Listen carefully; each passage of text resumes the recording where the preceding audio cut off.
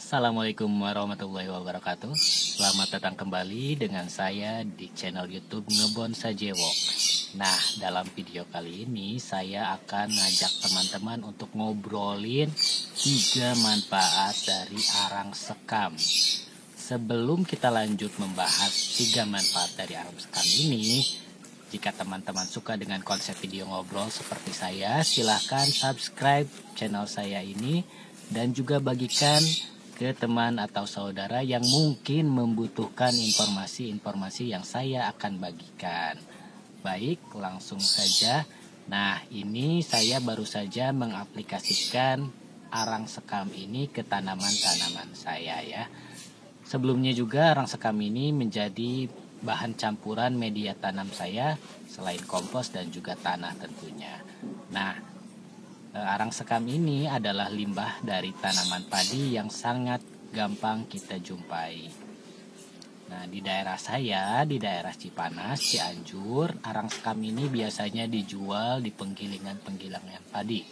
Harganya 15.000 sampai 18.000 rupiah per karung. Itu sudah cukup untuk lahan sempit seperti di kebun balkon saya ini. Ya, arang sekam ini atau sekam ini, limbah padi ini sebenarnya ada 3 jenis yang biasa digunakan untuk tanaman.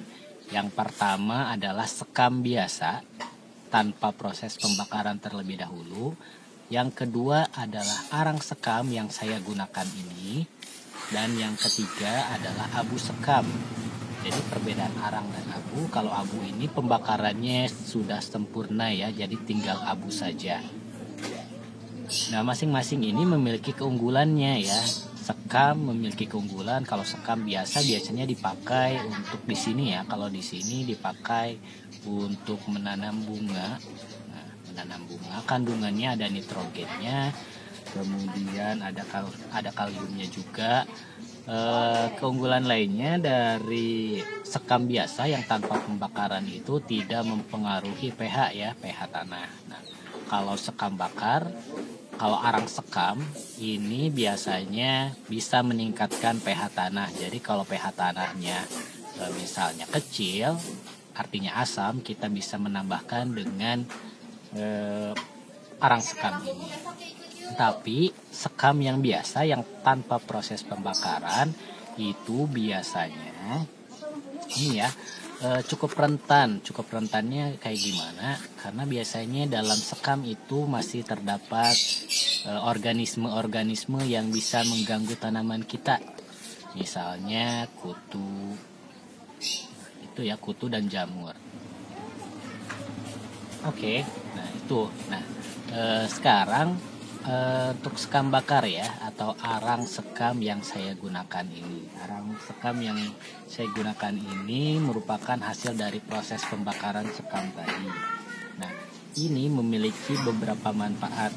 Yang pertama, ini memiliki unsur-unsur hara yang lebih lengkap dibandingkan dengan sekam yang tanpa dibakar. Adapun unsur-unsur hara yang dimiliki oleh arang sekam ini mencakup unsur hara makroprimer dan juga makrosekunder. Yang makroprimernya ini mengandung kalium dan juga fosfor, sedangkan untuk sekundernya ada kalsium dan magnesium. Nah, bila teman-teman lahannya sempit, teman-teman pasti pernah mendengar NPK ya, pupuk NPK. Nah, NPK ini adalah pupuk yang mengandung kalium dan juga fosfor ya. N-nya nitrogen, P-nya fosfor, dan K-nya adalah kalium. Ini merupakan unsur utama yang dibutuhkan oleh tumbuhan untuk berkembang ya, tumbuh.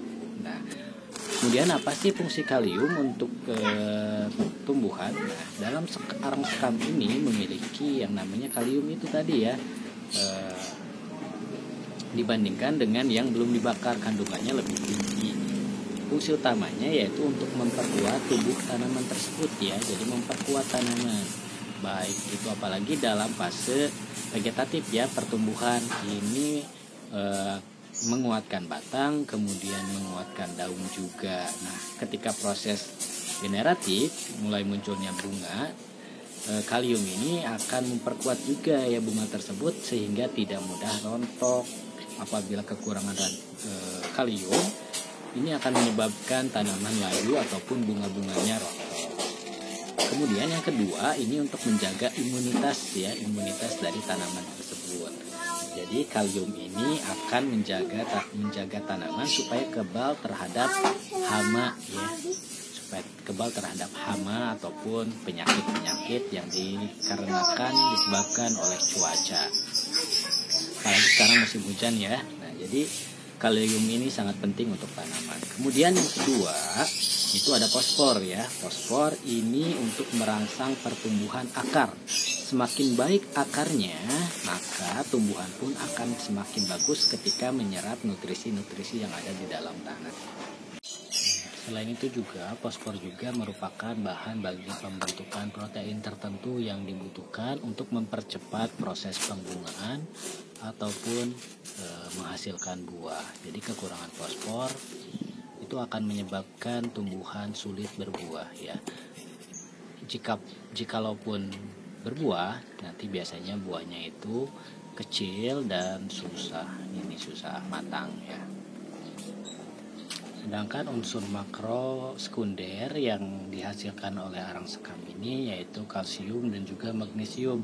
Nah, kalsium ini berfungsi untuk merangsang bulu-bulu akar ya. Bulu-bulu akar ini penting sekali pada fase awal pembibitan ya, fase awal tumbuhan. Kemudian selain itu juga fungsi dari kalsium juga adalah nanti menetralkan senyawa-senyawa yang memang merugikan untuk tumbuhan yang ada di dalam tanah.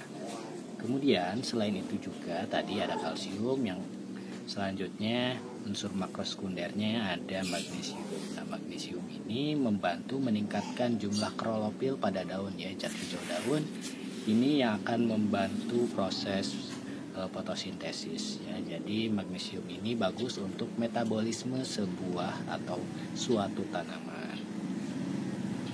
Selanjutnya, manfaat kedua dari arang sekam selain tadi unsur hara yang makro sekunder dan makro primer, arang sekam juga membantu dalam meningkatkan pH tanah ya, meningkatkan pH tanah.